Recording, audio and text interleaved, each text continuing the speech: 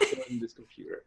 Well, ladies and gentlemen, so welcome to our PI Padathhi video today. And it is tonight KRS on this beautiful eve is going to have a delicious piece of pie with his two new friends, Sandeep and Aditya. Sateep and Aditya. So welcome to KRSchannel, you guys. Thank you, Kapiel. Absolutely. So before we get started with this, this amazing method, I mean, I wanted to know from both Sateep and you, Aditya. Let's start with you, Aditya. How did you, fall in love with astrology and, became part of the greatest team here? Long journey. It's a long journey. I started astrology I think when I was like 13 or 14 years old. Oh my goodness. Yes. There was an astrologer near my neighbor, and he used to look into, and people used to come to him. Like, I was born and brought up in Mumbai, and I used to see what are those numbers, like all the text and all. It used to be in Marathi. Yeah. And I always wondered like how to, and I always used to go and ask him, can you please teach me? And he never used to say that I will teach you. He always says, one day you will learn it. I'm sure one day you will learn. It went on for many years, like for almost like 2 to 3 years. And then I came to know that that's not going to happen. If I have to learn, I have to go and learn it by myself. So forcefully, I will take the Panchang and start going to it. And Panchang was like all numbers, the right ascension, declination, all those. I was like 14-year-old. I don't know anything about all those numbers. Right. I used to go and see. It's like for 6 months I did that. I used to open it, go at the same time, open it, close it, come next day, open it, close it, again come next day, 6 months. And then slowly somehow, automatically, everything, a flash of light or something, I don't know what was that, it start making to sense. Like, okay, these numbers means degrees, minutes, arc seconds, and all those things. And then I started my journey. Then the calculation began, then the horoscope. So it was like some divine guidance, I feel. I don't know how the flow went. And it was like after once that was done, I think by that time I was already 15. And then I started making horoscope. In fact, I made my own horoscope for the first time. Wow. And that's once that was done, there was no looking back, and it went on and on, reading and meeting with many people, and internet was available, so many knowledge. Then in 2011-12, I came across your channel, and then it was,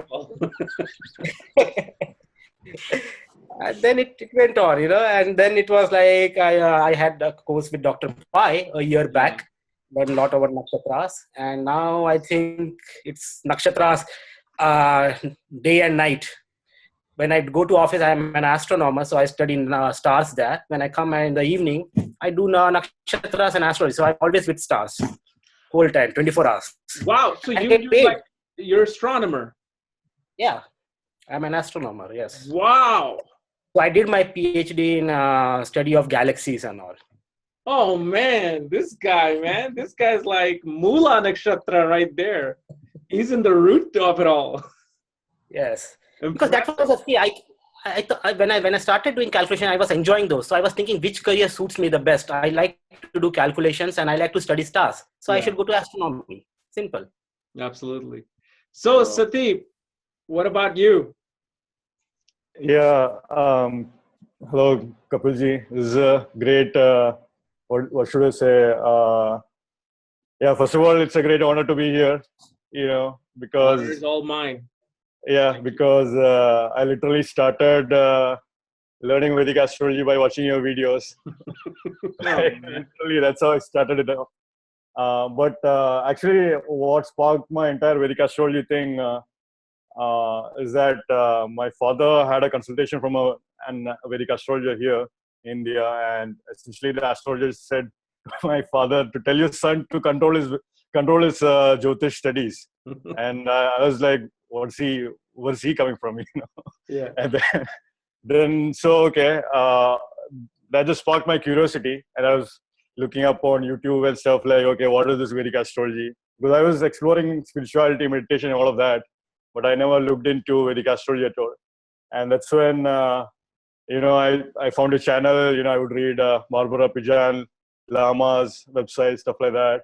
And you interview Dr. Pai, and then somehow, a lot of weird synchronicities happened. And finally, I ended up taking Dr. Pai's course, Nakshatra course. And then ever since then, he's been really a very strong guiding light with regard to study of Jyotish for me. So in a way, I should be thanking you for connecting me with Dr. Pai. Hey. And also for, I still learn from all your videos. I still consider myself as a complete beginner. Don't embarrass So me like that. Come on, man. No making fun of me.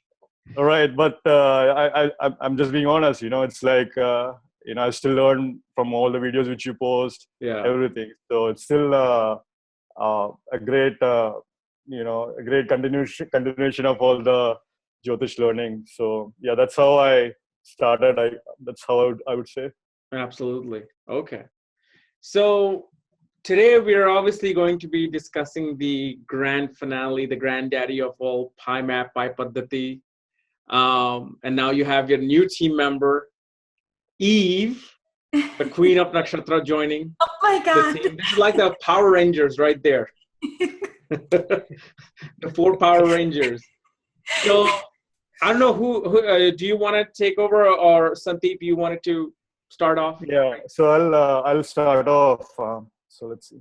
Did Dr. Paiji need to introduce? I think, what I'll do is, I'll just give a very brief introduction.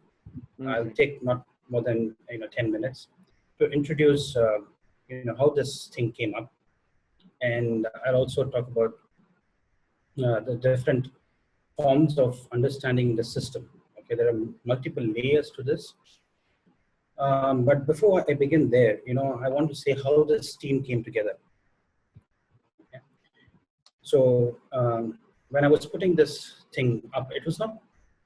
Sometimes I really cringe when I say it's PI Padathhi. I look out for a place where I can go and hide myself, because when you get your name associated with something. That means it brings. Man, you're the big boss.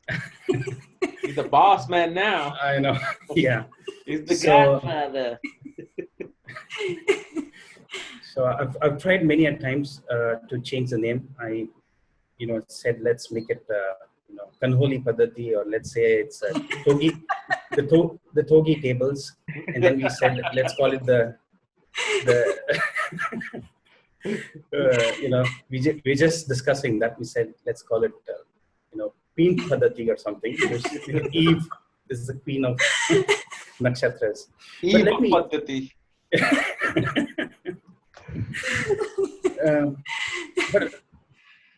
But Kapil, what I have to say, firstly, with the team, and then I'll talk about the Paddathi, is when I started working on the system and I discussed the system, in my weekend classes that I do, it was Santip who actually took it up first. So he is like very inquisitive to know, and what he did was he did this map, a mind map. Okay, and then he shared it with me, and then we were discussing, and then I shared it with you. So Santip is like the architect. He's the Vishwakarma of this entire, the prime map, right? So he's Chitra Nakshatra, I would say. For me, he's Chitra, he's Vishwakarma, he's the architect, the celestial architect who put the blocks. And then when I started discussing, with Aditya Togi, Dr. Togi is an astronomer, so he has this great vision to connect the stars, the galaxies, the constellations with nakshatras. Okay, so he's like the Mula Nakshatra for me. So he is the big sky guy, he actually gives a big picture.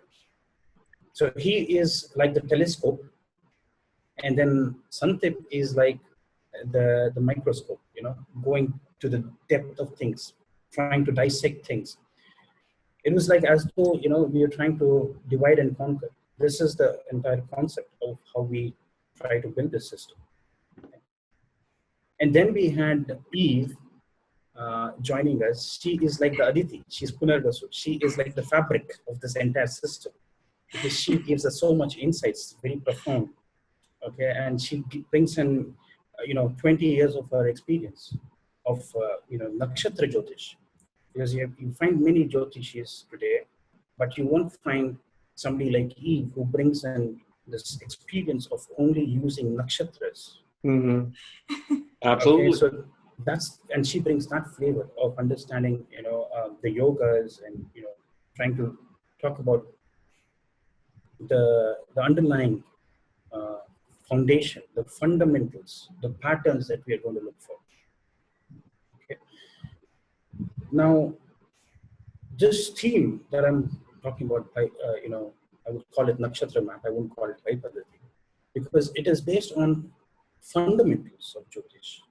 Fundamentals, absolute fundamentals, which we have not gone and we haven't, looked at it. So this theme actually came up from Chandra Kala Nadi. Chandra Kala Nadi is also called as Deva Kairalam. And Chandra Kala Nadi actually talks about Nadi Amshas. Okay.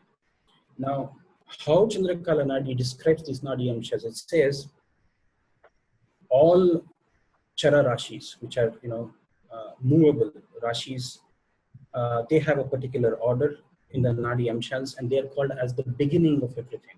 Chara is the beginning, or the movable signs are the beginning of everything. And then you have the dual signs, which is Dvi Swabhava or Ubhaya Rashis. So they are like the middle of, one is the beginning, then this is the middle, and then you have finally the fixed Rashis. Okay, and that is almost the end of the system. So you basically divide the entire system into 3 parts. Okay, so you have, Chara, Ubhaya or Dviswabhava, and Sthira Rashis, which is your movable, your dual, and your fixed. Okay, it's just like using the triplicity. Okay, when you talk about triplicities, you can talk about, present, past, future. Then you talk about 3 gunas, so, or you talk about 3 doshas, which is Vata, Pitta, Kapha. Okay, 3 gunas, which is Manushya, Rakshas, and Devas.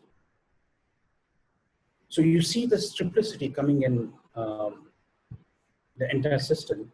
And then what you get to know is you have to, if you need to know nakshatras, then you have to divide nakshatras into 3 parts. That's how, we kind of categorize things. Why do you divide it into 3 parts of 9 nakshatras each? Okay, that's when you talk about, Rajas, Tamas, and Sattva.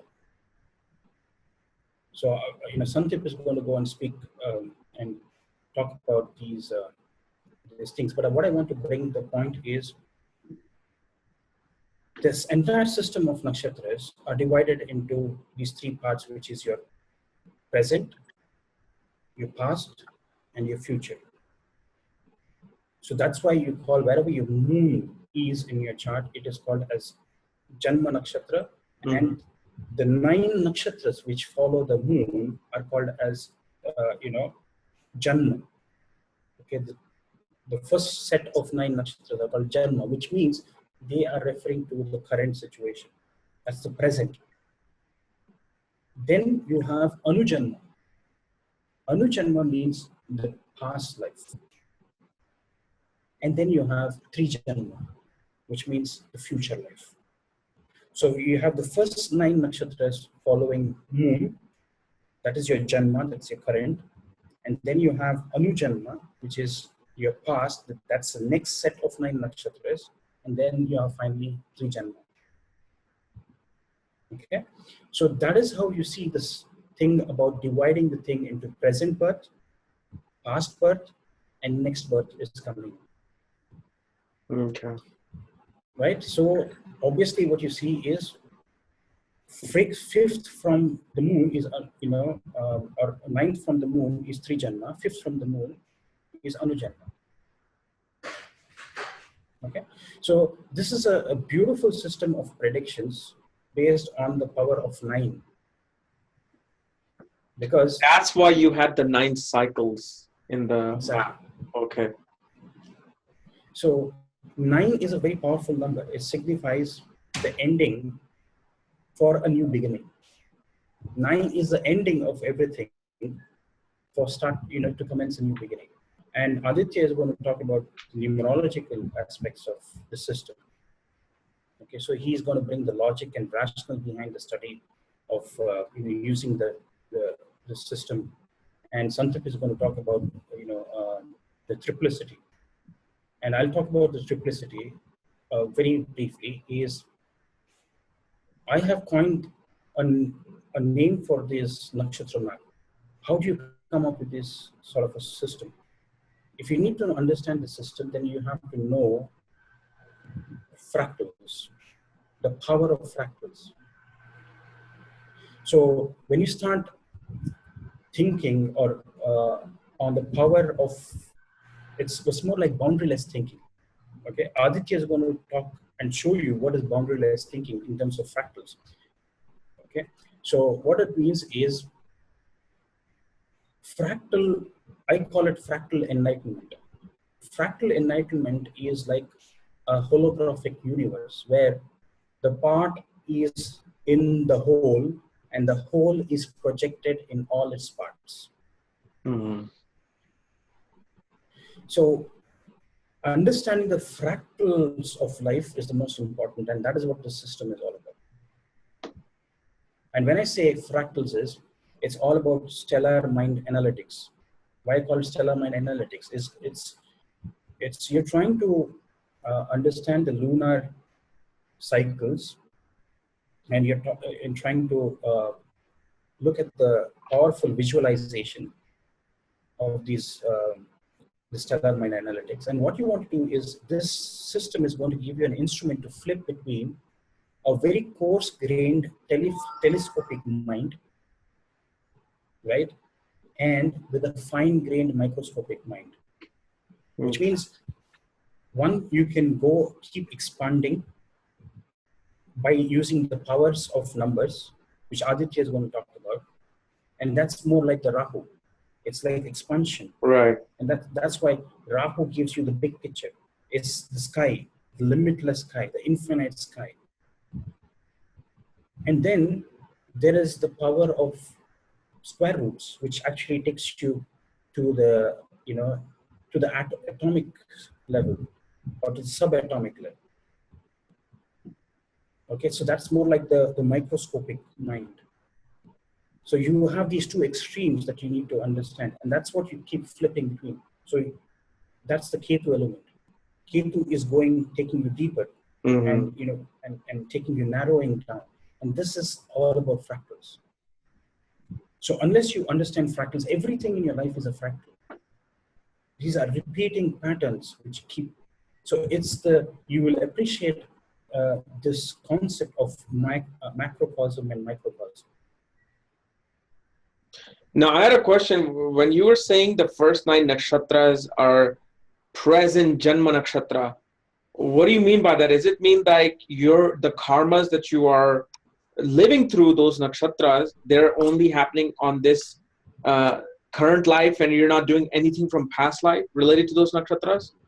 So what is the meaning behind the present? And I think I'll discuss this when we do this the mega gathering. I'll be talking about how to use the system in terms of Vimshottari Dasha.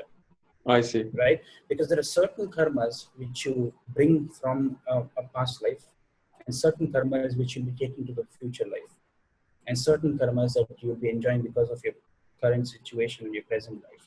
Okay. And these nakshatras are nothing but, whenever you talk about nakshatras, and that's what we've been, we've been debating and we're discussing about 5 hours ago, before we came here. And our discussions can go on for hours, because the more you start discussing, we go to the foundation, we really see that these are the nuggets. We see that, okay, the entire system of Jyotish can be explained just using these fractals. Exactly. I don't know if you got the email yesterday again I sent you. I did my very first PI map reading with this lady from South Africa, and I don't know if you got the email. She's like, yes, it happened. Yes, it happened. Yes, this happened. Yes, this. It's like everything was just yes, yes. This is the exact time. This is what I experienced. I'm like, that's it. I'm like, copy, paste, send it to Dr. Pi. That's what I do. It's beautiful, Kapil, because even the technique, one of those techniques that you just talked about, which we were discussing, and one of my students, Bharatram, he made a post. He calls it the Jab We Met technique. That film. Okay? Yeah. Yeah. That's Okay. very funny. So it says that, Jab We Met is when we met. That's the connection that you see. But he had a very interesting observation. He said he was looking at a chart which he sent, and then he saw that there was, the seventh lord was in Libra, and he was trying to look for themes for Aries, right? And he couldn't find any themes of Aries. But he said that the lady who had this chart, who had her, seventh lord in Libra, and the man she met when she went and she was introduced, it was a ram, or a ram rather. Oh, you're talking about the video that I just made. Okay, that actually Satif, that came from your video when you were talking about Arjun. How it was Arjun, right? When he had to shoot the fish. Right. And that's when I'm like, oh my, and then everything just got connected, and I'm like, oh man, this guy. It was actually your actual discovery that I just discussed on that video with Dr. Pi that you were doing. Yeah, it's originally Dr. Pi's idea. He did share it. You guys are like coming up with all these crazy things, man. It's like a nuclear physics in there. Dr. Pi gave us all nakshatra names. Eve as Punarvasu, Sandeep as Chitra, me as Mula. Who is Dr. Pi, Rohini, Brahma, Prajapati. Exactly. Who am I, man? I need a good one. You're the you're Shravana, you're Vishnu, you're the preserver. All right. Brahma doesn't get worshipped. And that's why God gives no worship. big ass ears. Look at that. That's big ears, man. I never got girls in high school. They were like bigger than my head. Finally, they became proportionists, so no wonder. You chose the right name for me. So you're preserving. You're the preserver, the maintainer. Exactly. Okay, so that is. So I'll be talking about that couple. I'll be talking about that system very quickly. So I think now what I would like is Santip maybe to go and talk to you about these. The system of fractals, so you will understand better the system. All right. So I'll begin to share my screen. Yeah. Sure. Tell me if you see the slides. Okay, just a moment.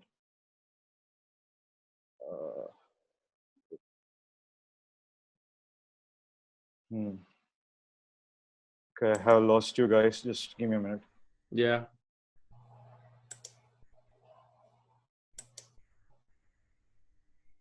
Okay. So yeah, like what Dr. Pai mentioned, he hates it, he hates calling it the Pi map.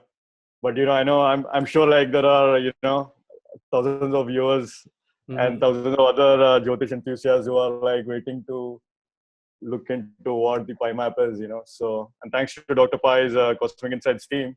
That's how they know this thing now, Pi map. Right. I mean, it's whether he likes it or not, it's his destiny. Yeah, that's to create his own system. So, like to have a name associated with the system. So it's it is.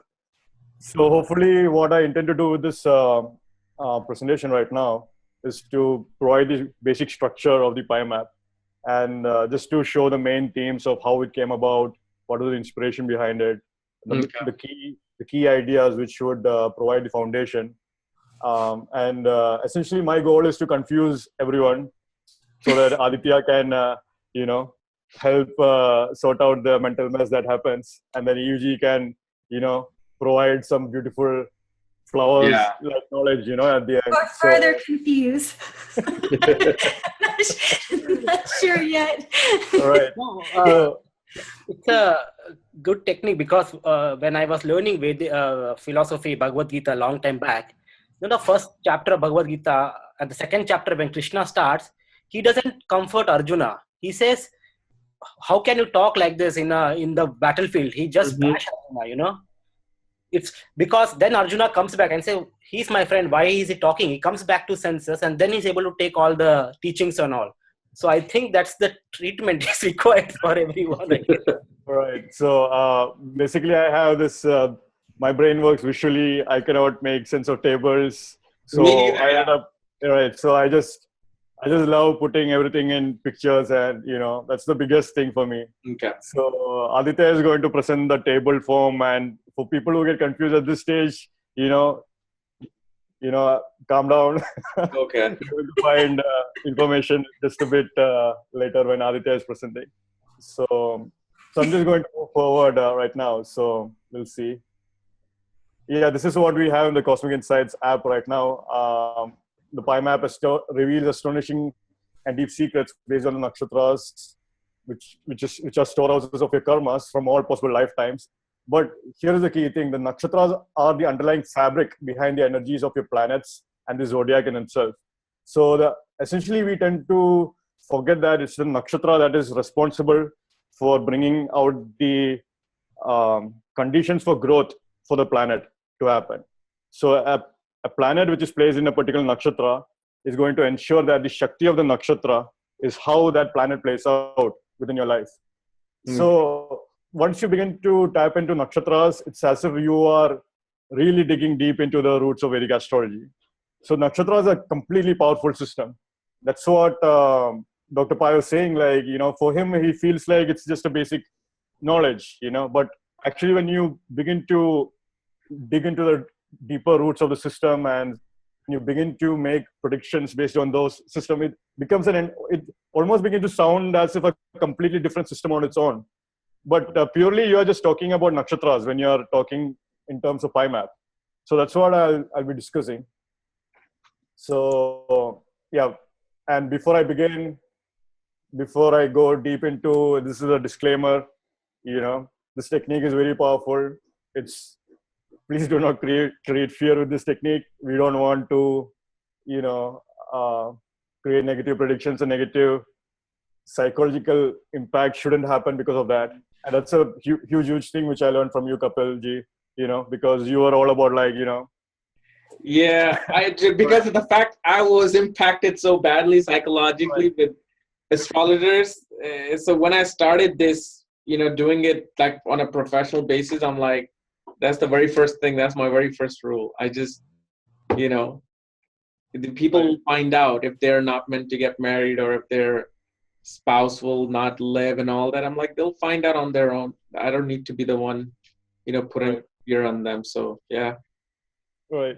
Yeah. So, I just want to set that intention out that this, we don't have the intention to make use of this technique or even to use a system that is associated with Dr. Pai's name to create fear so that it's coming back to Dr. Pai, Yeah. But essentially use this system to understand the nakshatras and the interaction of the planetary energies in your chart. So that's a big thing. You can understand all about Vedic astrology. Use this as a learning tool. So that's a big thing. And I actually would like to invite Yuji. Like I know you are probably the most experienced astrologer amongst us. You have been practicing astrology for such a long time. Please, I'm really not. I do want to eventually hear Eve's view on the map as well, because I know she. Oh, yeah. She's going to. Yeah, she'll have the final. I'm going to be the closer here. Right. So I'll leave everyone thoroughly, hopefully not confused, but. She has the final say. I think she has the final say on this system. Yeah. Well, I have what I've prepared is actually like a pulse, like a subtle subtlety that becomes very powerful when you're determining yogas. and exaltation and debilitation. I'm going to try to help people get their heads around that a little bit more, because the PI map, if you look at it, it's like a backbone. It's like a tree with many branches, and you start really realizing how important the Navamsha is, and you start realizing why these yogas are considered so strong. What are they? You know, and you can actually see it visually. It provides a tool for a person to see it visually. So I've prepared just a very simplistic, to try to keep it simple, to demonstrate that. But on this note, with the not inspiring a negative physiological impact, or psychological impact, sorry, I would like to express something about this here, because I've had an outpouring of hearts in my email, and a lot of fear, and a lot of misunderstandings about the light of Jyotish, what is the light it's supposed to be bringing to our lives. And it's weighed on my heart quite heavily. And I think about this, and from what I understand from my teacher and what I understand from practicing, is that we start ruining our Mercury, Venus, and Jupiter, which form Brahm Yoga and Saraswati Yoga, right? Those are the responsible grahas for Brahm Yoga and Saraswati Yoga. So we get so much merit just by studying Jyotish, that we can develop a minor Brahma Vak Siddhi, which means creative speech attainment, right? You can actually say something that will put someone else's mind in knots energetically. And it's from the power of your speech, the merit that you're getting from studying this sacred science. So I would like to encourage anyone out there that's studying this to stay away from those people who do inspire the fear, or discuss that with that person. If they inspired fear in you, discuss it right there. Open your heart and be neutral, and just bring it to their attention. It's not good to smear the name of another astrologer. It's not about that. Also ruins Mercury, Jupiter, and Venus. When we go and smear the name of people because they said something to us that we didn't like, or they did, you know. So this is all about being respectful and understanding diplomacy, understanding our place in life with others, harmony. And the West tends to be so psychological, and I feel that it's influencing a lot of us now as astrologers to get more psychological with this, whereas the ancient version of Jyotish was not psychological at all. And so we're putting all these weird parameters on debilitated planets, and this yoga and that yoga, and this dosh and that dosh, and you need to do this remedy. And we're actually not seeking the harmony of understanding with those things. So that was my piece on this. So thank you. Absolutely. Right. Yeah. Thank you. Yeah. Thank you, Yuji, because those are really important things. It's as if that the astrology, the entire science of astrology, and the astrology books that are being referred to by the astrologers in this day and age belong to a different day and age, and they're still having trouble to understand the simple basic foundations of, like, respect. See, the thing is, this is the only method where I ever even thought about putting a disclaimer, because sometimes if you just read the basic of astrology, you can say, well, your Saturn is in the 7th house, this can happen, that can happen, this can happen, or that can happen, right? I don't need to put a disclaimer because, well, it could be this or that. But with this, it is what it is. It will happen. It is to happen. It is, you're going to experience it. You're experiencing it. This is where I felt like, okay, this is where, this disclaimer makes sense, because this is like, it's black and white. There's no gray area in here. And therefore, the greater responsibility of the reader applying this technique. Like our predictions can fail with Mahadashas and Tradashas. Something else might be happening on the current hora that we are looking at the chart. All these things can happen. But with this PI map, it just, I don't care what the time says. It is this concrete. That's it. Kapil, this is amazing, because the chart I have for the end for all of us is Sri Rabindranath Tagore. Okay. And it's interesting because he has a quote, and I was talking to them earlier about this, but he says, a mind all logic is like a knife all blade, and it cuts the hand that tries to wield it. Mm-hmm. So when you're applying a sharp, exact technique like this, you need the handle, you need the cushion. Yes. In other words, you need the proper understanding, you need the softness. Mm-hmm. You can't just go in blunt honesty, but just cut, like debate, cut, attack. It's basically an attack on someone else. When you you have to be a psychologist with this. You have to be like a nurturer, psychologist, kind of like a life coach with this. You need both. Yeah. You need to be able to perform somewhat of the surgery, meaning to get in there with the exactness of the technique, but you need the softness to wield it. Mm-hmm. And I've always said it's like cutting off one side of the body. There's the abstract and the logical, and the abstract has the compassion. Absolutely. And if you cut it out, you shouldn't actually be speaking someone's horoscope. Think about it. We speak about someone's intimate karma. We're speaking about it. We're bringing it out as such a response. It's such a sensitive matter. Yeah. All right. So yeah, this is the disclaimer. Everyone should be reading this. I think they're right. I think they pretty much got it now. Scare everyone. Yeah, no. Just simply. That's it, guys. That's it. We have finished with the Paddathi. That was it. Everyone's running. Okay. Thank you. Thank you. Well, yeah, we'll move forward. So let's see. So essentially, this is what I would call it's like a summary image. If you can understand this image, you understood the basics of PI Padathi. That's it. But I'm not going to describe the image right now. We are going to break into elements of this image, and then we'll find out what it's all about. Now, what you see in the screen right now, you see a South Indian chart. A South Indian chart is moving in the clockwise direction. But essentially, a South Indian chart is a way to divide the entire zodiac. So you have the zodiac in the background, and you are dividing the entire zodiac into 12 houses. So that's what a South Indian chart is. Every time you draw a chart, every time you look at a chart, you're looking at 12 divisions of the zodiac, 12 divisions of the sky. So that's what the South Indian chart is. Now here you have a North Indian chart. In a North Indian chart, you're actually going in the anti-clockwise direction. But again, the number of divisions or the number of houses that you use within this chart is 12. So it's like, even in North Indian charts, essentially in Vedic astrology, you basically have 12 divisions of the sky. That's what you're dealing with. That's what entire Vedic astrology is all about. Now, say you are Chinese, say you are Arabic astrologer. In Chinese astrology system, you actually have 28 divisions of the sky. So they have 28 things.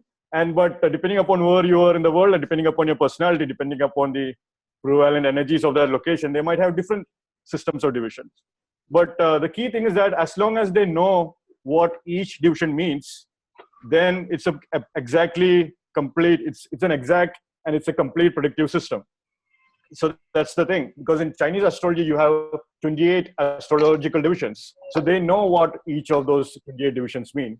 So based on that, they might have a different interpretation for the 15th division and things like that. Sandeep, right. I had a really quick question. I'm going to pause. All right, go ahead. So as I was saying that if you know the meaning of each of the division within the zodiac, or each of the division of the sky you are making, then you might have a complete system within yourself. So you can have 28 divisions for the sky, you can have 12 divisions for the sky, just like in Vedic astrology, or you can even have, 15, totally up to you, So like whatever division, you can make your own system. Luckily for us, actually in Vedic astrology, we have a different parameters already playing out there, different divisional systems that you can actually make use of. And that is the divisional system of three gunas, you have the fundamental principle of Trinity that is there. And essentially what you're seeing here is that you have the threefold division of the zodiac, which is the Rajasic, Tamasic, and Sattvic. which I'll describe into with full detail right now. So what you see here is the entire zodiac system. So essentially, I asked the question just a while before, what if you used a different divisional basis to divide the entire zodiac? So we have the Trinity principle within Vedic astrology through Brahma, Vishnu, Mahesh, or quite simply, you can divide the entire sky into 3 divisions, each division corresponding to the gunas. So the first division is the Rajasic guna, the second division is the Tamasic guna, the third division is Sattvic guna. So the Rajasic would correspond with the Brahma aspect of Trinity. The Tamasic would correspond to Vishnu aspect of Trinity. And then the Sattvic would correspond to Shiva or Mahesh aspect of Trinity. So you have divided the entire sky based on the simple basis of 3. And so the big thing here is that, okay, can you create further divisions from here on out? You know, how can you apply the same principles here on out to the rest of the divisions actually? So say you have Brahma division, can you further divide it into 3 again? So if you look at what Rajasic sign, Rajasic division is corresponding to, this is actually beginning from Aries zodiac sign to Cancer zodiac sign. So you have four Rashis or 4 signs falling within the one threefold division or one Rajasic division. But within the 4 sign, you actually have 9 nakshatras.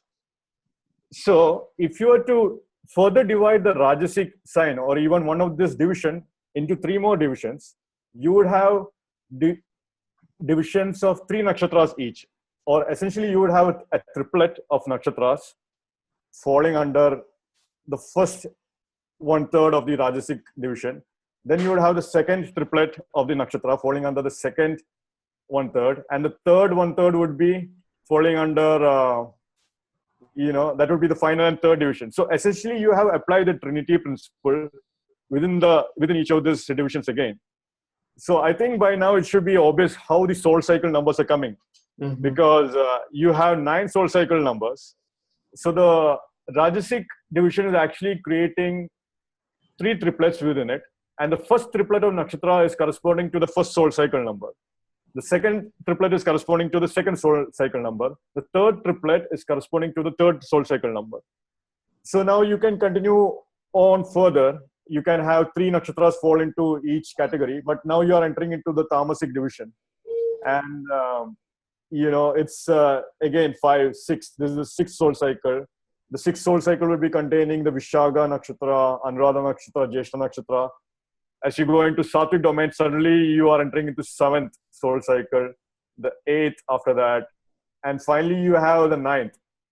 So what you're seeing now is that you have seen a threefold division of the sky, which is based on Rajasic, Tamasic, and Sattvic, further divided into 3, creating essentially 9 divisions within them, or 9 soul cycles within them.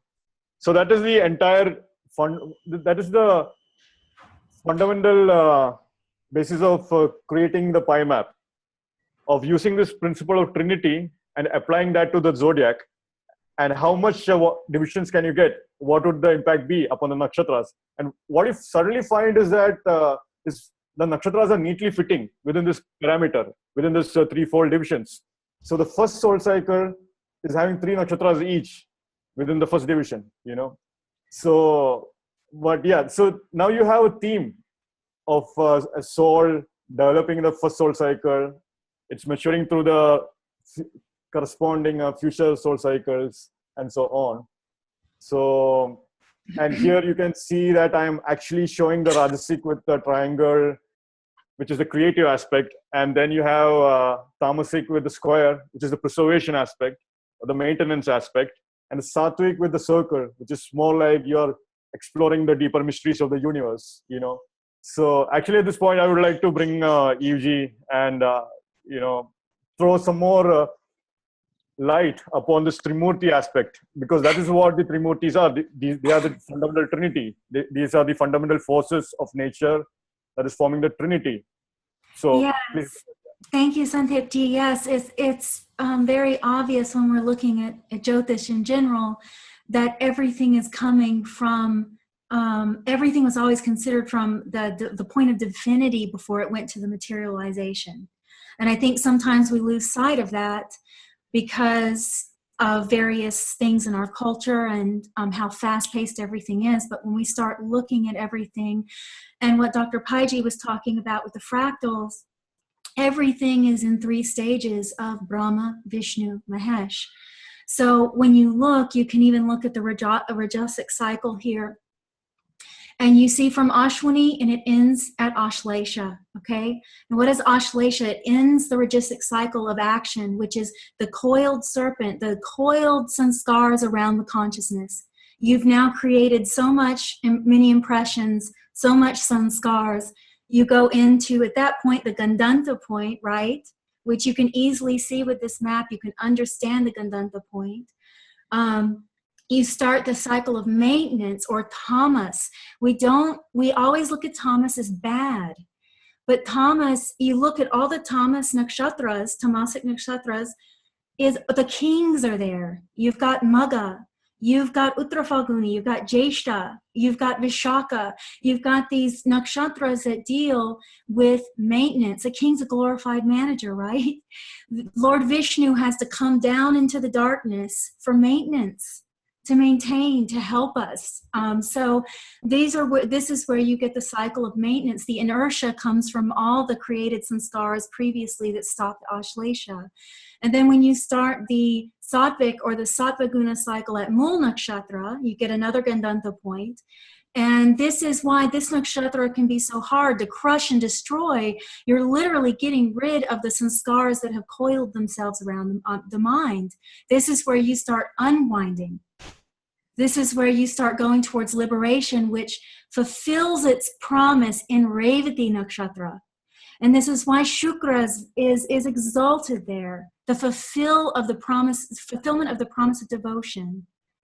The fulfillment of the promise of the heart. The Navamsha, right? It's the path of the soul's, it shows the soul's journey. And Venus is the most important planet. Pushan, right? He's the shepherd. He's the guide. You pray for him for protection on the journey. So here you get the culmination of the cycle of consciousness. And I know my teacher used to talk about Brahma, Vishnu, Mahesh in the dreaming, waking, and sleep state, because the state of Lord Shiva, that high consciousness, would be considered to be being wide awake in deep sleep. But that's very hard for us to grasp. So he would say Brahma is like opening the eye when we do the action of just opening and starting to see. So we're taking in all the sanskars of the world. We're starting to get involved in it. We're actively involved. Vishnu's maintaining it. His eyes are wide open. He never closes his eyes for a minute. So his eyes are wide open. If he closes, that's destruction. The minute he closes the eyes is the annihilation. So that happens through Lord Shiva, where we start closing the eyes to the world and we start going internal. So this is the journey of the soul. And our ancient rishis, my teacher would also say that he who knows everything displaces nothing, which is a really deep statement. And if you look at a system like this, you see everything's in place and everything works off of itself. Ashwini, the burst of energy that creates life. Bharani harnesses that life within the womb. Kritika carves the form. Agni carves the form. So you can just see as the stages go that life is happening in all directions. Then furthermore, every 9 padas make up one Rashi, right? So we've got 9s and 3s. They're going to repeat themselves throughout this. If people can grasp that, they'll understand it's so simple. Everything in nature tends to do this. It's just nature. We're looking at nature. Everything has a birth, a maintenance period, which is life, and a death. everything. Whether that thing has a relationship to time that's different, that's like a rock has a longer life than a human body. But they all have a measurement of time when they form, they maintain, and they dissolve. So that's what this cycle is on many different levels. And each nakshatra defines a part of that journey. Right. Yeah, that was very beautiful, Yuji. Thank you. But it's that's it. You're just looking at something so fundamental, and so obvious in nature. Why haven't we made use of this threefold division to even study the zodiac? It's such a simple thing. So yeah, that really was profound. So let's move forward. But so here's the fundamental idea. What I'm showing you here is that I'm showing how the 9 soul cycles are happening. I'm showing essentially the first soul cycle is corresponding to the first triplet of nakshatra. The second triplet of nakshatra corresponds to the second soul cycle. The third triplet to the third, and so on. And the 1, 2, 3, the first 3 soul cycles would correspond to the Rajasic domain, which belongs to Brahma. So whenever you're talking with these nakshatras, it's more like you're talking with Brahma. That's their fundamental. Quickly, right. Yeah, because each nakshatra soul cycle starts with Brahma, Trimurti principle, has Vishnu in the middle, and ends with Lord Shiva. Right. So yeah, I have that in the next slide. Oh, okay. Right. Sorry. Oh yeah. But exactly that, So it's the perfect point to move to the next slide. So so I gave an introduction to soul cycle, but here's a different way of looking at soul cycle. So we know that there are 9 cycles for the soul, the 9 natural evolution that's happening. So the first division of soul cycle, as we know, belongs to the Brahma soul cycle, Brahma domain or Rajasic domain. And then you have the threefold divisions within Brahma itself, 1, 2, 3. But you can actually divide the first 3 soul cycles and have a flavor of the Trimurti themselves. So the first soul cycle will have, again, more of a Brahma quality to it, a more Rajasic quality to it. The second soul cycle will have a Vishnu quality to it. The third soul cycle will have a Shiva or Mahesh quality to it, or a Sattvic quality to it. So you can do it again, apply the same threefold division, 4, 5, 6, but and apply the same Rajasic, Tamasic, and Sattvic even upon the soul cycles themselves. So again, for the Sattvic, the first soul cycle is correspond to Brahma or Rajasic, the second with Vishnu, Tamasic, and finally the 9th with Shiva or Sattvic. So now you have the soul cycles, you have the 9 soul cycles. And we know that each soul cycle, we have a triplet of nakshatras within it, which is what exactly Yuji was saying. So you have Ashwini, Bharani, and Kritika falling in the first soul cycle. Now, you can actually associate each of the Trimurtis with each of the nakshatras themselves. So the first nakshatra would be more associated with Brahma or would have a more Rajasic flavor. So the second soul cycle, the second nakshatra within that first soul cycle can be associated with Vishnu. Or Bharani has a more Vishnu-like flavor, a more Tamasic-like flavor. And then you have Kritika, which is the third nakshatra within the first soul cycle, having a Shiva-like flavor or having a Mahesh-like flavor. So you can see the fundamental, and this is how the Trimurtis are associated with the nakshatras.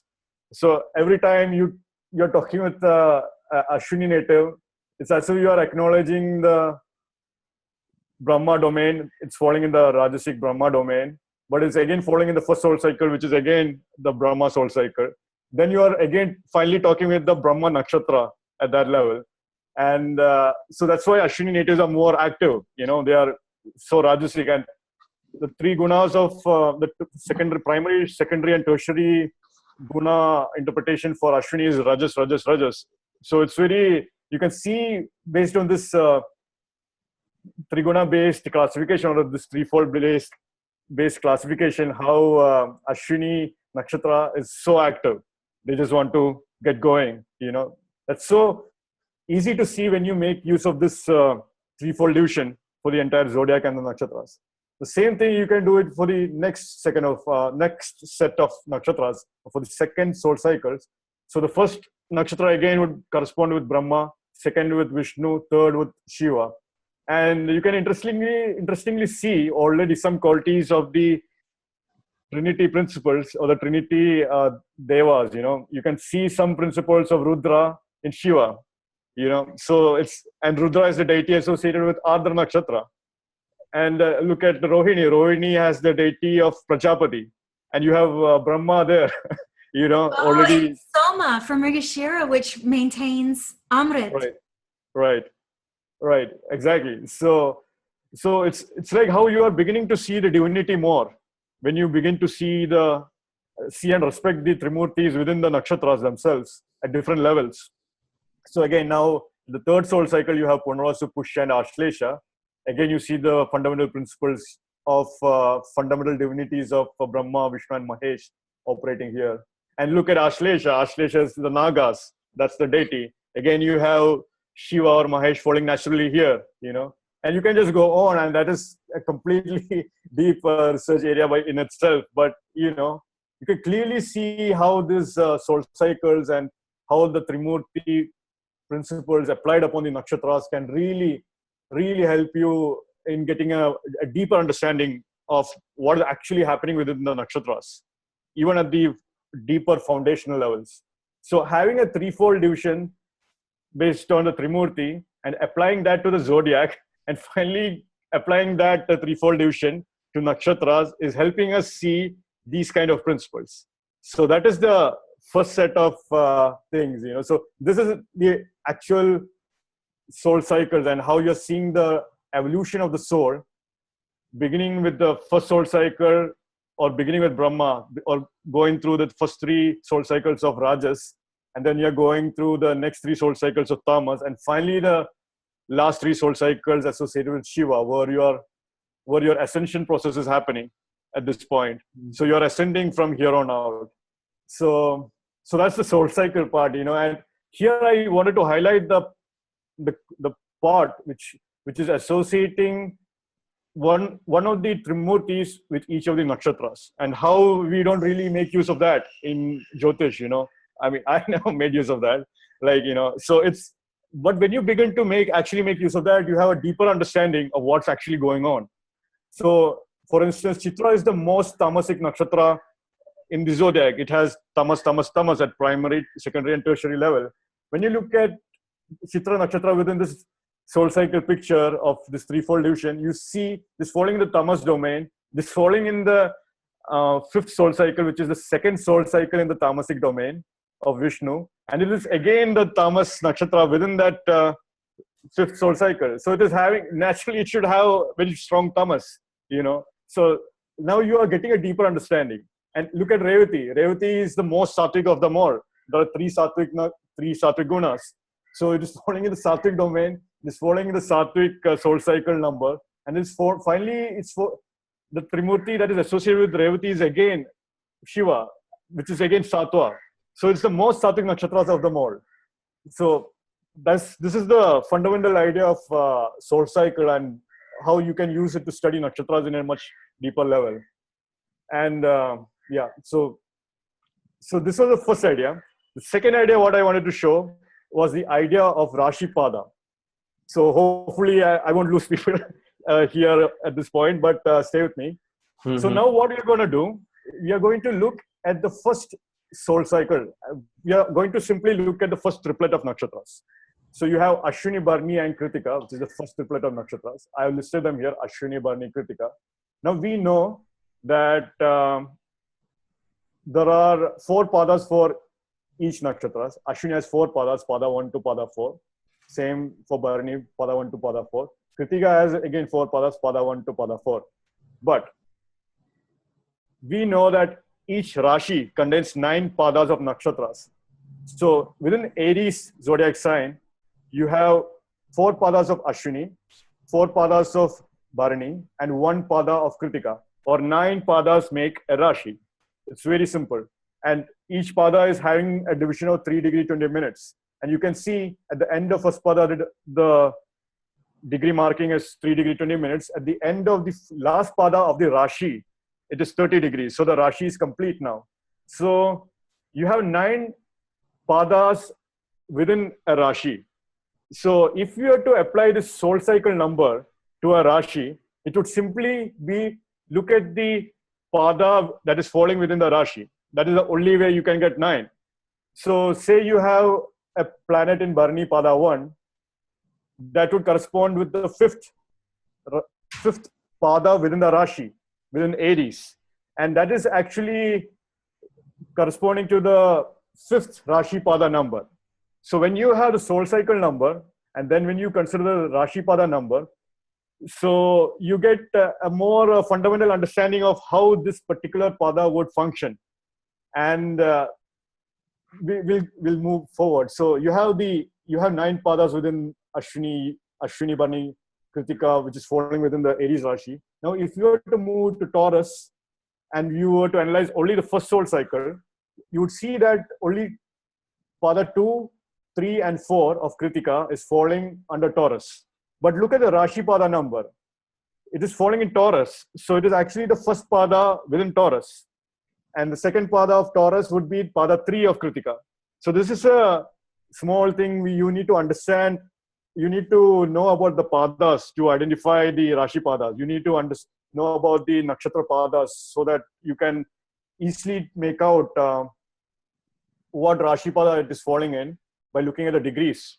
So any degree that is between 3 degree and 20 minutes and 6 degree 40 minutes is going to fall in Rashi Pada 2 or Pada 3 of Kritika in Taurus. Now, what about the second soul cycle? Let's do the same thing for the second soul cycle. Suddenly you have Rohini Nakshatra, Mrigashira Nakshatra, and Ardra Nakshatra. However, these 3 nakshatras are split between 2 different Rashis. Now, if you were to look at Taurus Rashi, you see that Rohini Nakshatra is beginning at the 4th Rashi Pada or 4th Pada within Taurus, because Kritika has already taken the first 3 Padas. So now you have 4th Rashi Pada of Rohini. However, when you reach the point of 9th Rashi Pada, you have reached Mrigashira Pada 2, and that is the end of Taurus Rashi. Now for the next Gemini Rashi, you have new Rashi Pada, but that is beginning from Mrigashira Pada 3. So, and so on, you know. So now what if you were to analyze only the Taurus Rashi again? So let's look at that clearly. So now you can see Kritika Pada 2 is becoming the first Rashi Pada. Pada 3 is becoming the second Rashi Pada. And that's literally what Taurus is, you know. And Rohini is, which is actually belonging to the second soul cycle, is falling in the 4th Rashi Pada within Taurus. So a Rashi Pada number is again connecting you to this fundamental Trinity or Trimurti principle, which is helping you understand what is actually happening with the planet placed there in a deeper way. So that's why why this Rashi Pada numbers came about, because you are again creating the same 9-fold division that is arising from the Trimurti divisions, and you are applying that within a Rashi. So that is what is going on here. So these 2 numbers, the soul cycle number and the Rashi Pada number, will definitely give you a different flavor of what is going to happen to that planet placed in that nakshatra. So that is literally the first part of PIMAP. That is the new part. This is something people need to begin to familiarize themselves with. The soul cycle number, the Rashi Pada number. But when you begin to make use of these 2 numbers, suddenly you have a new way of understanding nakshatras. So that's the entire beauty of it. So I hope this is clear, Kapilji, what I've explained. So the 9 cycle that you're showing here, right, do they also correlate with the houses as well? Right, exactly. The exactly. first house, so, second house, because that's right, how I've been using. Right, exactly what you said. So for instance, the first soul cycle here would correspond with the first house themes that will be more prominent. So for instance, in the first soul cycle number would correspond with first house theme, the second soul cycle with the second house theme, and so on at the soul cycle level. That's an easy way to understand the soul cycles, you know. And then same thing can actually be applied within the Rashi Padas themselves. So if you have a nakshatra, you have the nakshatra activated, say Bharani Pada 1, it is falling in the 5th Rashi Pada. Mm-hmm. So you will have 5th house themes more prominent for Bharani Pada 1. And you not only have 5th house theme, you also have the first house themes. Why? Because Bharani is falling in the first soul cycle. First soul cycle. Right. So same way So for it'll be, you can say the fifth house is prominently affecting you, your physical self. Yeah, exactly. that's, Number one. you know, if Sandeep, if you can go behind, I can probably give a little bit flavor here. No, the next slide Right. where you're showing the, Right. yeah, no, after this, the next slide Okay. where you're showing the Bharani. Right. Okay. Let's. Yeah. Yeah, okay.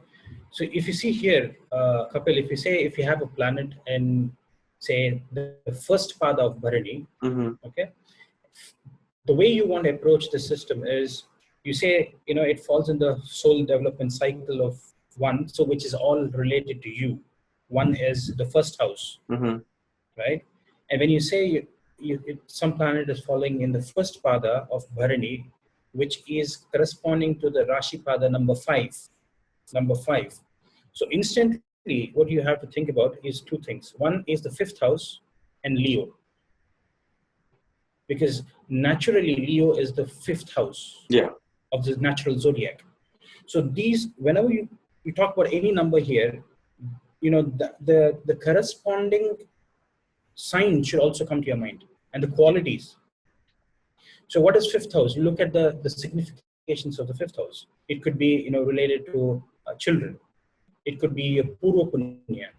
Okay, it could also be your creativity. So, you know, Bharani, and you have a Venus there, it could be extremely creative because you can, you know, it's in the first cycle, and then it's falling in Bharani, okay, which is ruled by Venus, and then it is falling in the first pada, okay, which is about the fifth house qualities that you can imbibe. So you get those, you know, highly creative people. It could also, fifth house is also about speculation. So you can use these different flavors and try to. So even if a person was not creative at all throughout their life, but as soon as Venus Mahadasha came, you made Venus the ascendant, you studied these levels, and you're like, as soon as Venus started, not only you had children, you became very creative and artistic. Absolutely. Okay. And you have activated your Purva Punya. Purva Punya Bhava. Yeah. Do you understand? Yeah. Okay. Yeah.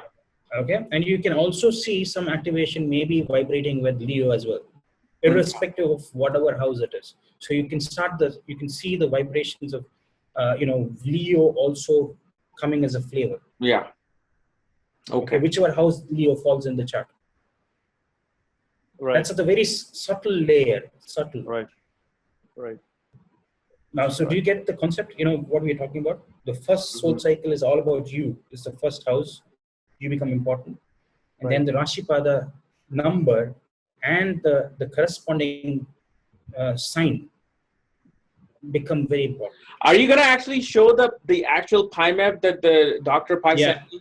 I think people will greatly understand that, because when I saw that, that really just corresponded layer by layer, because you went layer by layer by layer in like one little section.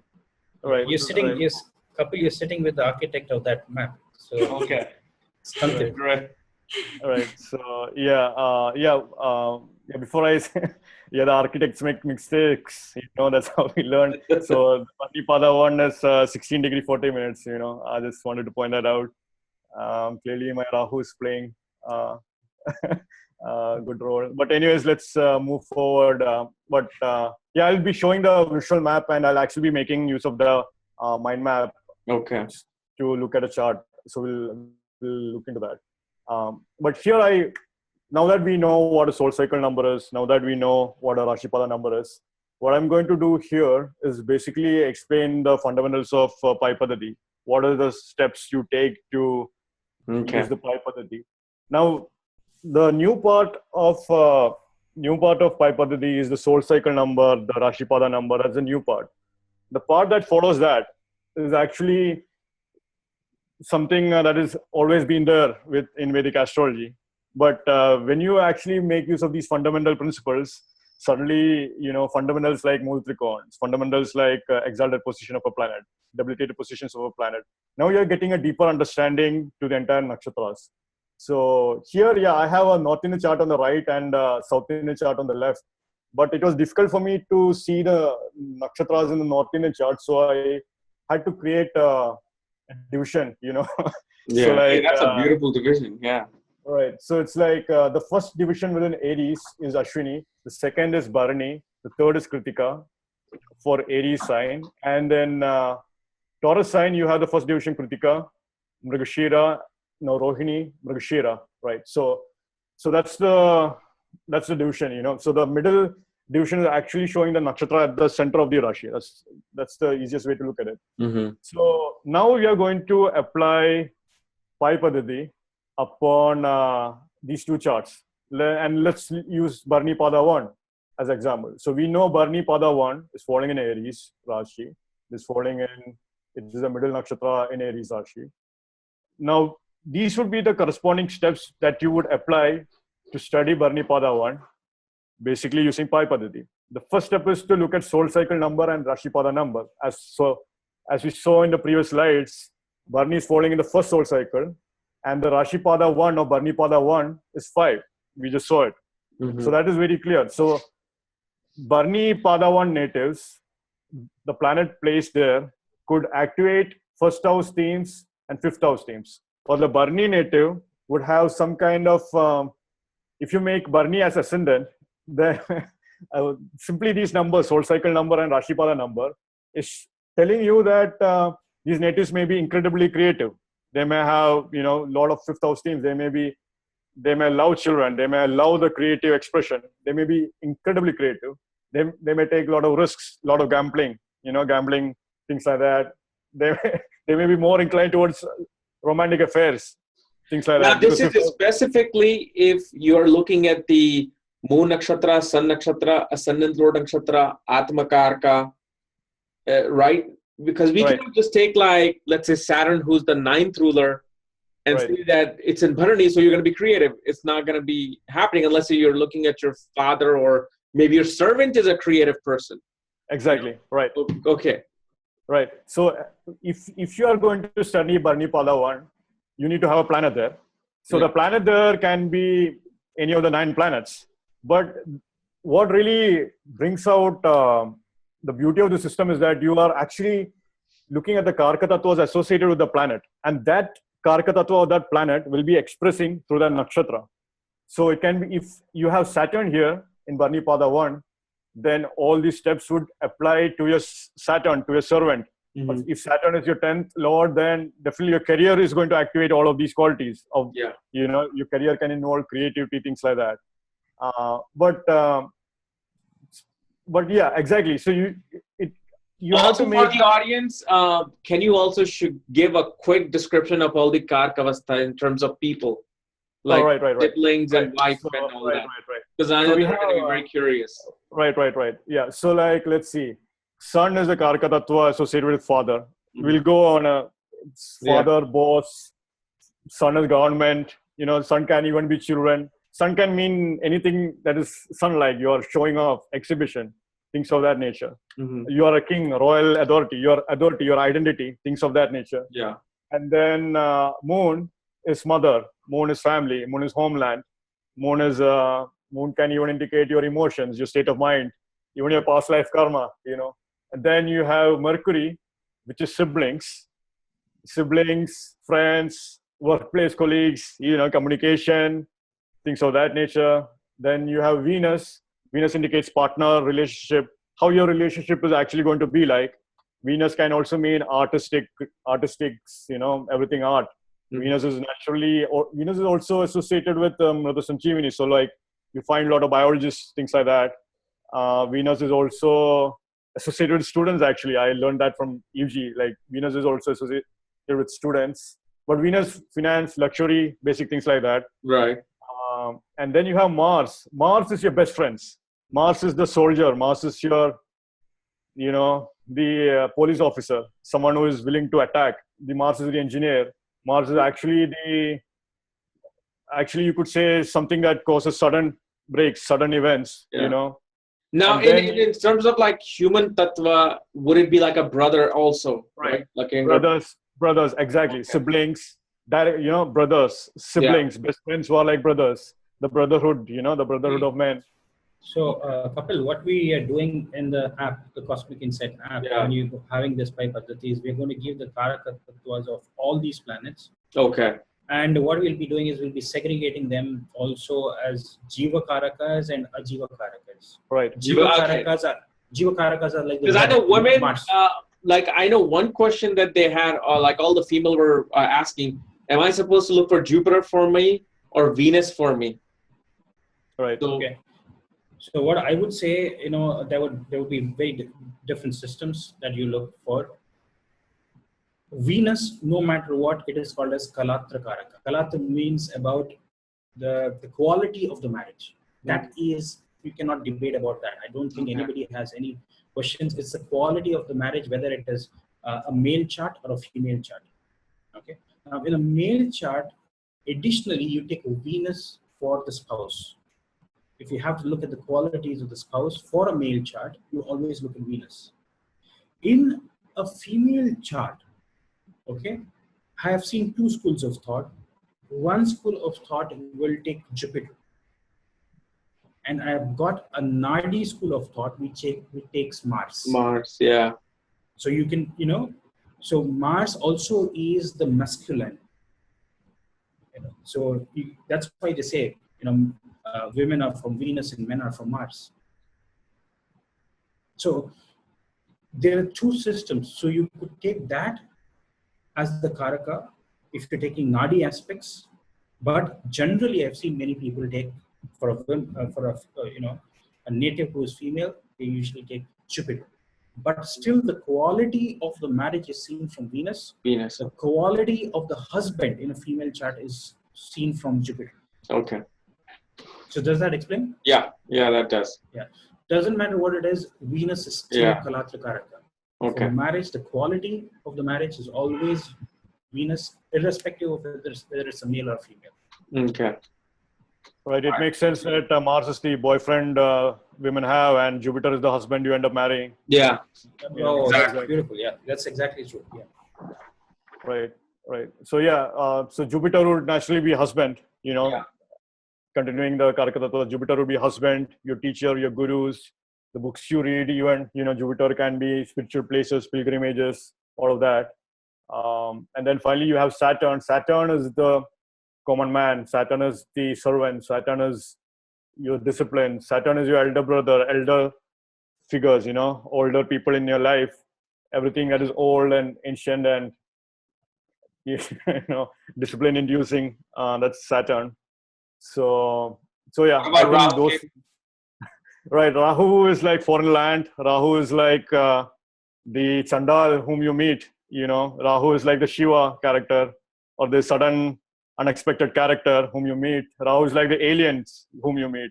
Like so we can study the type of alien I'm coming across. Yeah, definitely. Man, you got a women problem. Don't abduct me. Go abduct a woman, man. Come on. Right.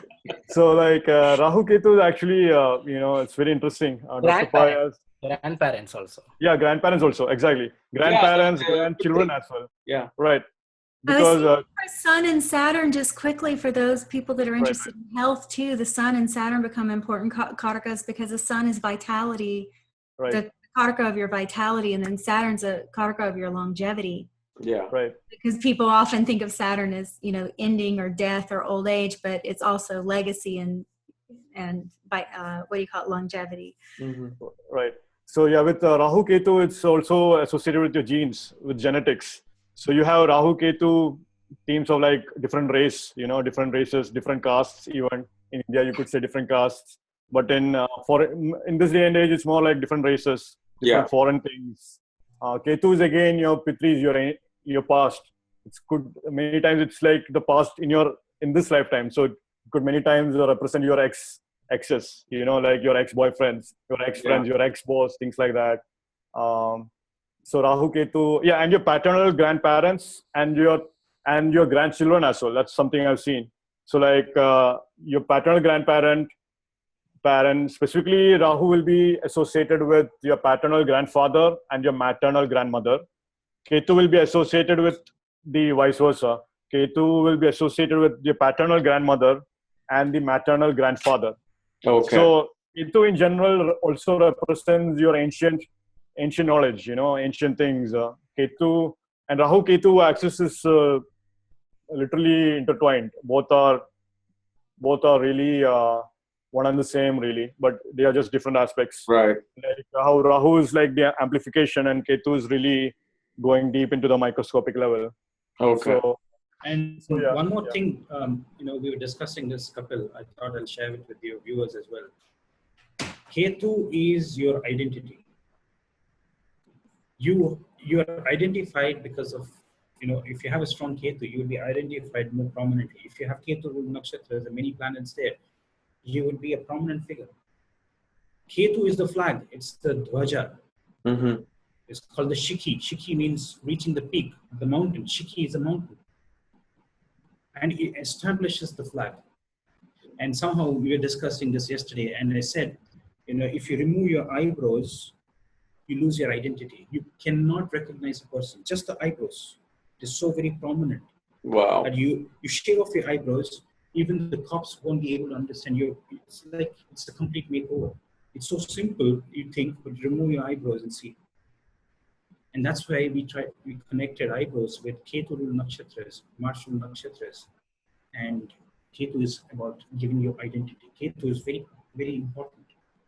Okay. so it's a genetic code. It's a genetic literally, code. It's a genetic right. code. Literally the past that is defining you at this moment. Ketu is the past, literally.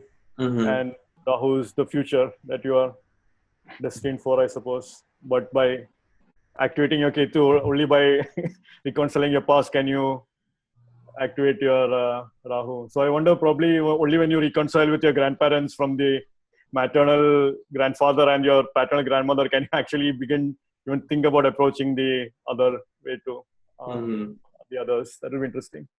But yeah, let's go back to PI Padathhi here. And so the Karkatattva of the planet placed in a particular Bharani Pada 1 would be activating these kind of results. That's the way to analyze this. Okay. So we already look at solar cycle number of 1 and Rashi Pada number of 5, which is what Bharani Pada 1 is belonging to. So that would mean that this native or that planet would be having some kind of first house and fifth house influences. So the native would be incredibly creative, incredibly gambling, incredibly risk-taking mannerisms, or like, proclinations, inclinations, stuff like that. So next step in PI Padathhi is to look at the nakshatra lord. So we know that the nakshatra lord or NL of Bharani is Venus. So, and here this is a important thing that EUG actually, I was talking with everyone. We were talking with EUG about this. So like different dashas use different nakshatra lords. However, in Vimshottari dasha, the nakshatra lord is defined as Venus for Bharani. So that is so we just need to keep that in mind. And Vimshottari dasha is considered to be the mother of all dashas. So whatever is applicable to everyone.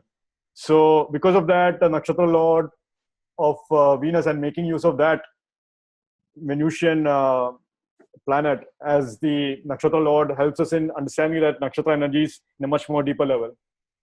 So that's the second step. Nakshatra lord is Venus. We have identified that. Now we go into the third step, which is to look at the Mool Trikon Rashi of the nakshatra lord. So the Mool Trikon Rashi of nakshatra lord Venus is Libra. The Mool Trikon is actually the first 3 padas of Libra, or it's comprising both Chitra, Pada 3 and Pada 4, and Swati, Pada 1. So that's the Mool Trikon position of Venus. So the Mool Trikon is considered to be its own house. The planet is finally in its own house in this particular degrees. So that is the Mool Trikon. So that's the Mool Trikon position for Venus as prescribed by Parashara. So Moola Trikon, actually, just to add to what Santip is saying, Moola means the root. Okay, Trikon is the trine. Right. So Moola Trikon is like the head office of the planet. Okay. It's the head office. So own sign doesn't really count in this map, right? Only the Mool. No. Yeah, right now I'm only explaining the Mool Trikon, but Okay. I'll explain the own signs. Own signs as well. Okay. So we have the Mool Trikon of Venus in Libra. Now the next step is to look at the exalted Rashi of the nakshatra lord. The exalted Rashi is Pisces. So we know that. We know Libra, which is the Mool Trikon or MT. You have the exalted Rashi as Pisces. Then you look at the debilitated Rashi of nakshatra lord. That's the next step. and we know that Venus is debilitated in Virgo. So you can see these three main positions. So Mool Trikona is like its own head office. Exalted position is as if the planet has entered its luxury hotel, that's the exalted position. And debilitated position is like it has entered into a hotel with a rating of 1 star, or not even a 1 star, like the street side hotel or something like that. Yeah. So, Sankipji, may I add something right, here? yeah. Because I would really love people to start looking at exalted and debilitated slightly different. And by the PI map, we can really see why a graha might be debilitated or exalted. So we're looking at Apabharani Shakti, right? The power to take away, to take life. The agenda of the nakshatra Bharani is to end things. It's a finalizer. So who do we have debilitated here? Shani Dev, who is the karaka of longevity. Right? So we have to remember that little. When someone has Shani debilitated in Bharani and it's third pada. It's just a Libra pada, so it doesn't always make sense if you're only thinking about it from the point of view of the signs. That you have to think deeper. You have to think about the gods, and then you have to think about the Shakti. And so Venus here is debilitated in the 6th house of health. Right. Mm-hmm. So we have, and also Kapil had a really good point about the 2nd house. So I think Dr. Paiji said it earlier, right, about Bharani with the 2nd and 7th, which are Markas, killers. And then the exalted Venus goes into the 12th house, which is the next realm. That's true, yeah. So it's an interesting way to look at exaltation and debilitation, because it's not always so severe. Not what we may be thinking it is.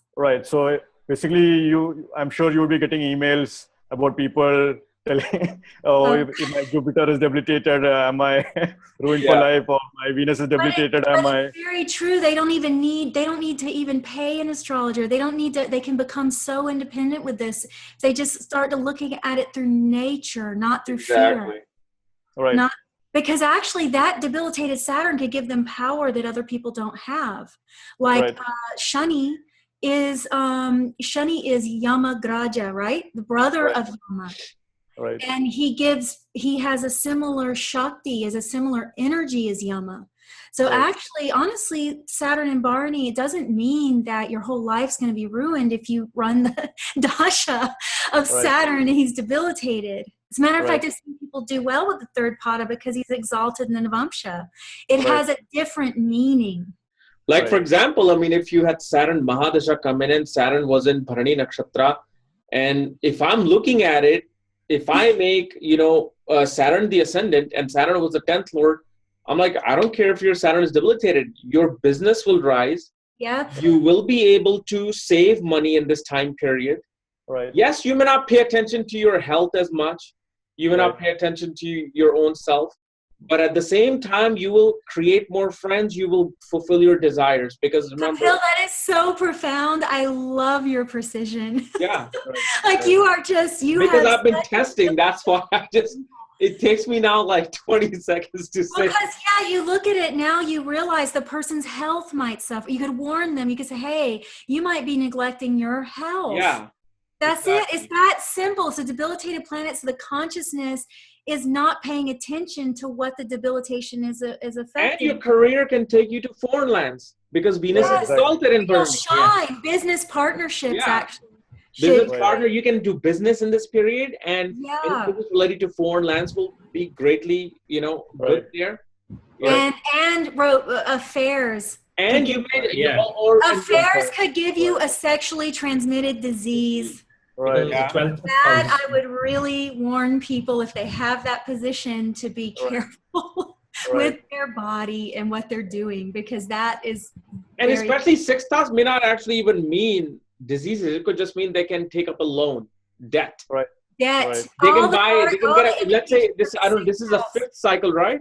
Right. No, 1st cycle, but 5th Rashi Pada. 5th. So they may take a educational loan in this. Exactly. I mean, so all of these things. It's just that. Also, I wanted to ask you, by making Saturn the ascendant, Right. will Venus's placement from Saturn also do something here? So let's say Venus itself Right. Definitely. was just in Cancer, Right. sitting, and I Right. made with Saturn the ascendant, and the nakshatra lord was in the 4th house from Saturn. So Right. how will you study that? Exactly what you said. Like you make It could be a treatment of real estate because right. and because Right. the nakshatra lord sitting in Kendra in a very Right. in its own karka, because it's karka the vehicles and Right. 4th house karka. So that's how I'm also studying actually. I forgot to Right. email Dr. Pine that I'm like, not only this, but I also look at where the nakshatra lord is sitting. Is it Right. from itself, 8th from itself, 11th? Exactly. Definitely. That will definitely give you accurate predictions. But Okay. even the nakshatra of the nakshatra lord will give you the more accurate results. So like say if Venus is in 4th house, Venus is in Pushya, you could say that there's going to be abundance of land for you. Okay. You know, those you can say Venus in Punrasu, you could say that okay, you might have had some restart kind of thing associated with the, you know, with the land or however it be, or some vehicles Really? you had to, you might have bought a used car or something, you know. Brilliant. Yeah. Yeah. So, but yeah, that's exactly what you said. You know, exactly. You can take it to more levels of analysis. More levels, You can okay. much more you know. Oh, that man. will definitely. So yeah, just to We note. don't want to lose everyone. Right. So Yeah. yeah, just to not lose the audience here, let me just remind them what we have done so far is that we have looked at solar cycle number, Rashi Pada number. We know the nakshatra lord is Venus. We found the Rashis where the Mulatrikon position of Venus is falling, which is Libra. We found the Rashi where it's exalted, which is Pisces. Then you found the Rashi where it's debilitated. Now, where we all were just really excited about was the house positions of these Mulatrikon, Rashis, exalted Rashi, and debilitated Rashi. So that's what we actually did. That's what we are talking about. If you guys were lost, what we did is that we made this nakshatra pada. We made Bharani pada 1 as ascendant. We counted the houses that this Rashi will be falling into. So you have Mulatrikon is falling in Libra. So it is 7 houses away. So that's having the 7th house team, you know. So it's like this Venus Mulatrikon position is bringing in 7th house connection to the equation. So it's like a Bharani native would have you know, these houses. And look at exalted position. It's a 12th house. So foreign lands, you know, sexual scandals. But again, foreign lands, foreign spirituality, deeper sense of spirituality. 6th house where debilitated position is falling. 6th house is again what Evji was describing, you know, with health and how Kapilji actually mentioned it's all about loans, debts, diseases, stuff like that. Why sexual diseases though? Because 12. Now here is an important point. I think this is the beauty of the pie map. What you're actually doing is that you are analyzing multiple houses at the same time. But what is happening here with these specific houses of Mulatrikon, debilitated position, and exalted position of the nakshatra lord is that there is a dynamic balance that is happening between these 3 particular houses. So I'm calling them for the time being. These are the tripod houses. You have the Mulatrikon house, you have the exalted house, and you have the debilitated house, and also the Rashis as well. So say a native is having trouble at the workplace. How can the native, you know, so we know that Venus debilitation is happening for the Bharani native. But I just said that this houses is in dynamic balance with the Mulatrikon house and the exalted position house. So that means that in a workplace, the native should find a partner, some kind of business partner. So then you are shifting that energy from debilitated position to the Mulatrikon position. Now say the native is so unhappy at the workplace, what do you think will happen when you activate the exalted Venus position? So it's like you're shifting the energy from the debilitated position to the exalted Venus position simply by having more spiritual retreats or going to foreign land. Or like even donating money. Giving Exactly. Yeah, because second house is also about wealth, and if you donate, I think you're activating. Donate your wealth, which will kind of, since 6th house is directly across to the exalted position, it will kind of like balance that opposite. Oh, you're donating money. Okay, let me help you not get into trouble as much. Right. Also, like taking care of your feet, taking care of your or find employment in the foreign lands. Exactly. Just or leave. Even if, just leave or simply have periods of isolation so that you are or even take care of your beds, Exactly. make sure that things like that. So now Make you're sure seeing you have bed pleasures every night. I don't know about that. Exalted. It's a wishful thinking, but God damn it, I'm going to make sure I do. Let me ask you God guys Bed pleasure 3 times a day. God save the spouse of Bharani Pada one. Right. See, the spouse is going to be important because it's the Exactly. Multrikon position, So like partners is going to be important for the Bharani native. So yeah, go ahead, Yuji. What were you going to I ask? just wanted to ask, I'm curious on all of your feedback. I'm just looking at this and looking at the 6th house where Venus is debilitated. So that's obviously what's going to give some of the problems. And I'm thinking of some remedy may exist there with who's exalted there, which is Mercury. So what you said was kind of brilliant about friends or teammates, people at work.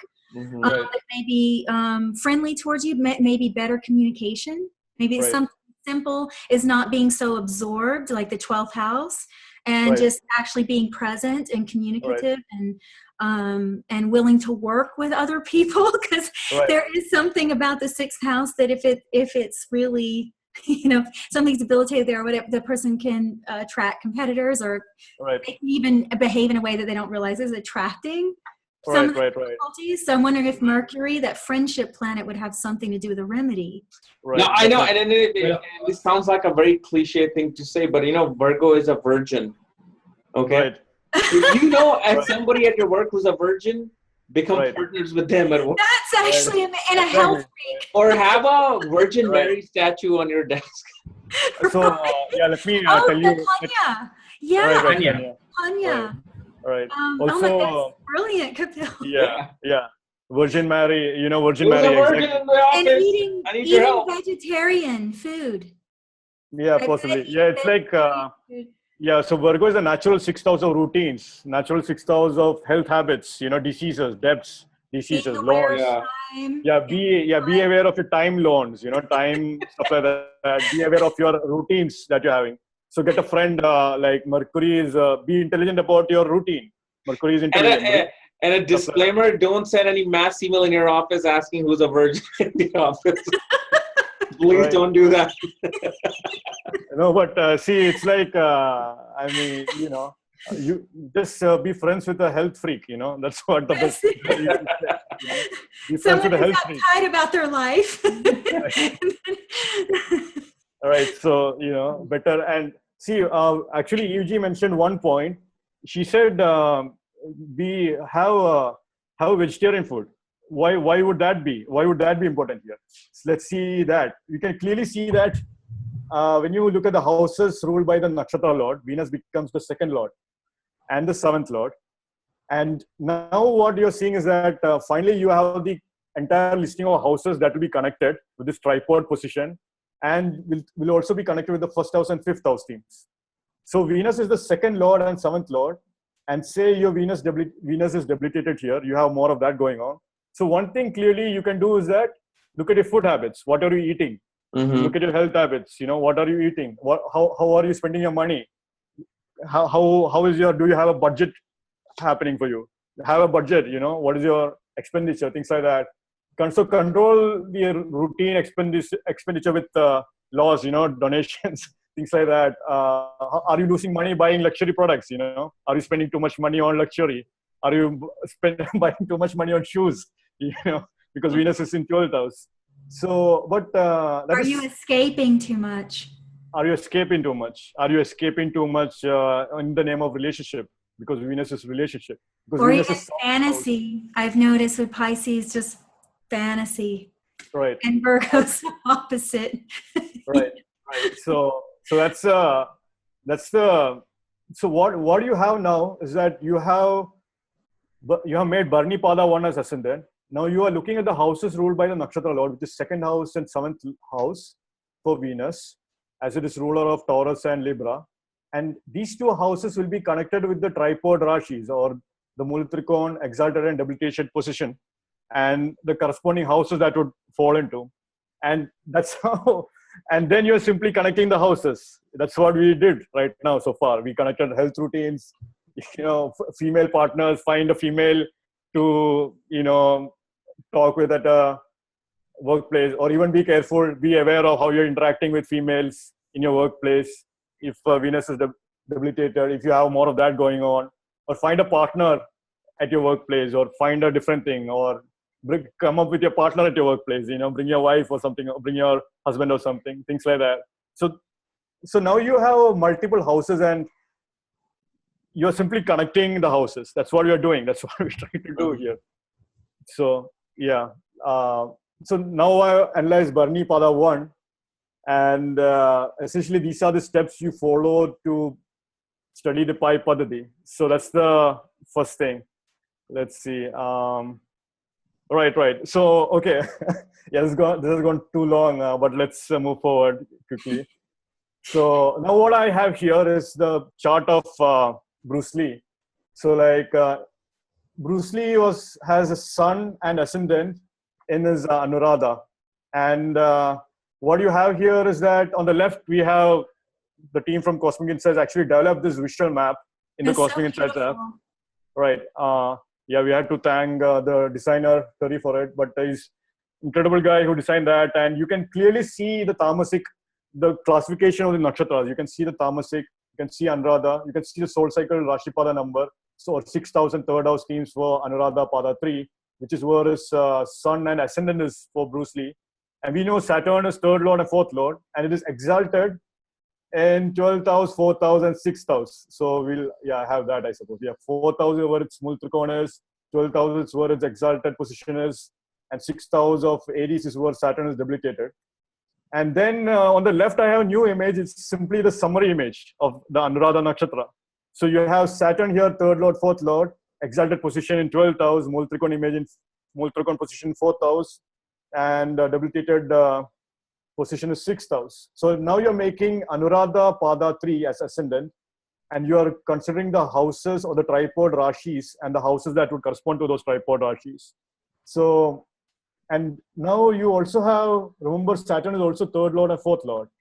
So you have these houses that will be more prominent for Bruce Lee's life. Now let's look into what's happening in Bruce Lee's life. So Bruce Lee, when he was born, his father, literally before he turned 1 year old, his father took him in a movie, made him star in a movie as a baby, So you can see, as per BCP, his first house would be activated. So Sun is this 10th house of career. The 10th lord is Sun, and Sun is Karaka for father. And actually, house-wise, it's the 10th lordship which Sun is lording over. Sun is the lord of Leo. So you can see how his father is activating his career, So that's the first thing. Wow. That's the first thing. And his father actually was one of the first teachers of Bruce Lee for his martial arts. That's what this image is all about here.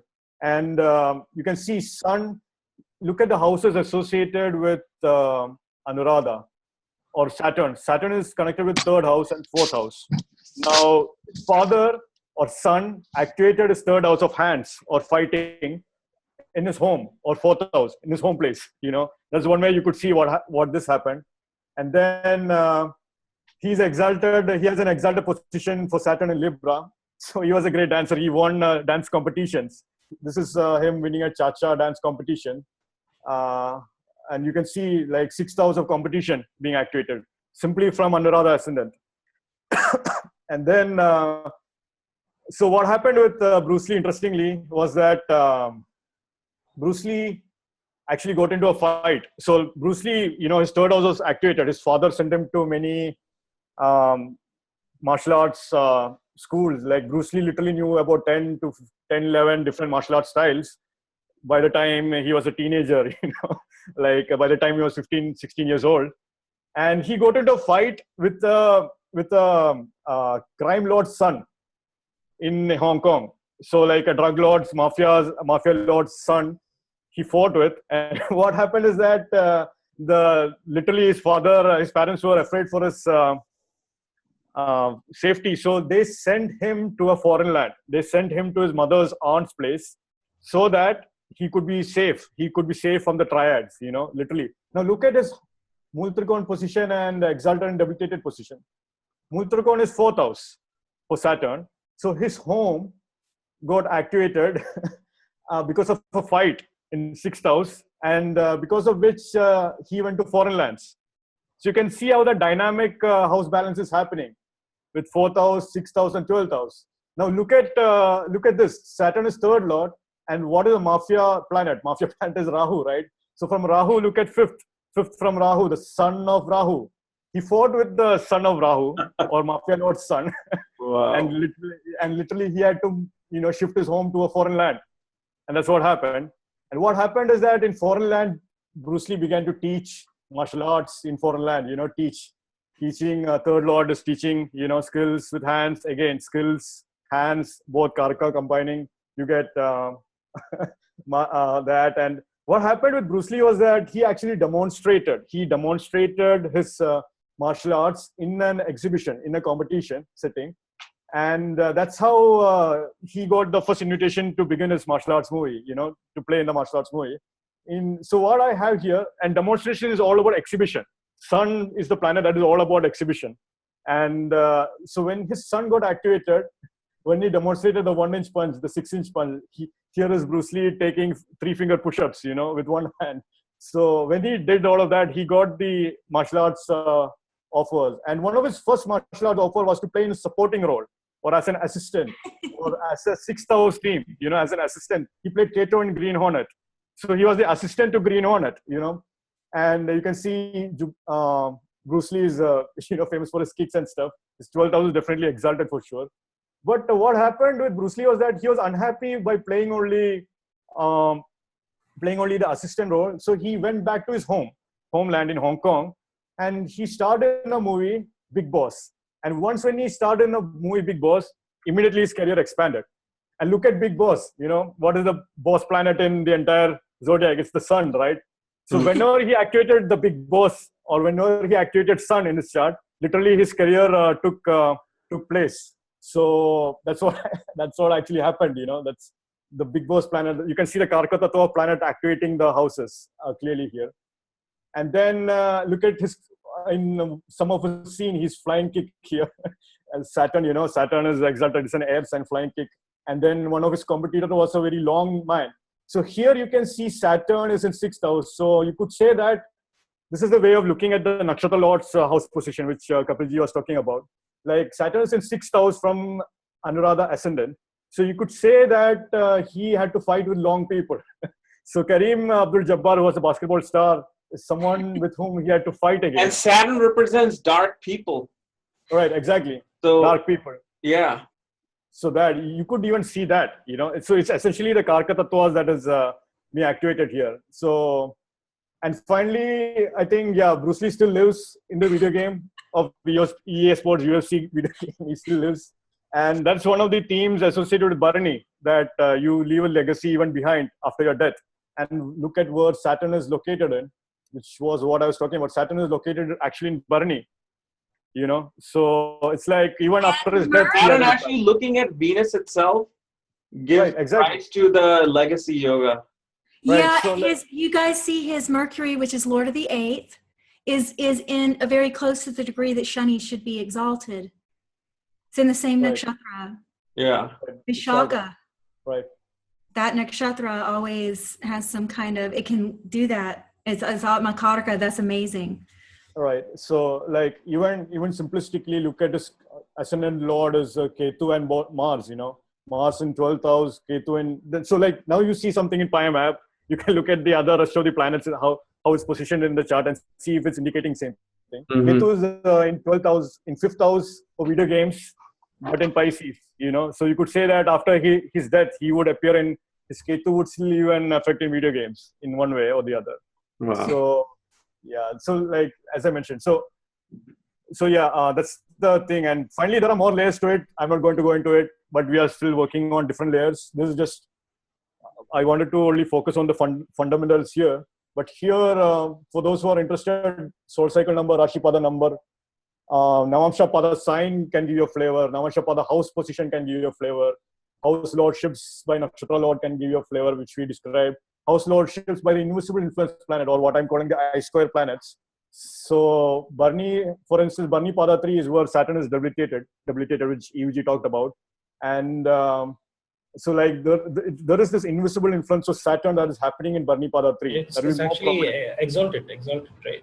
Okay, so Yeah, it's debilitated in Rashi, but in Navamsha it is exalted. Exactly. So then over time things begin to improve essentially. But this is one layer, Navamsha layer. Mars has its Multrikon position in first two padas of Barni. So you can study that. You can do the same logic which I explained even for Mars as well. So there are definitely more layers. We are working on it. So, but yeah, you definitely get huge clues when you look at Navamshas for sure. Navamsha house positions. And another layer which we are studying is the Dharma, Artha, Kama, Moksha Pada of nakshatras. So that would have a more flavor as well. And even the Pushkara Bhaga, Pushkara Navamsha, Pushkara Bhaga, all of that, Vargotamsha, Ashtanamsha, all of that, so things like that. So Aditya, what is your take on this? We haven't heard from you.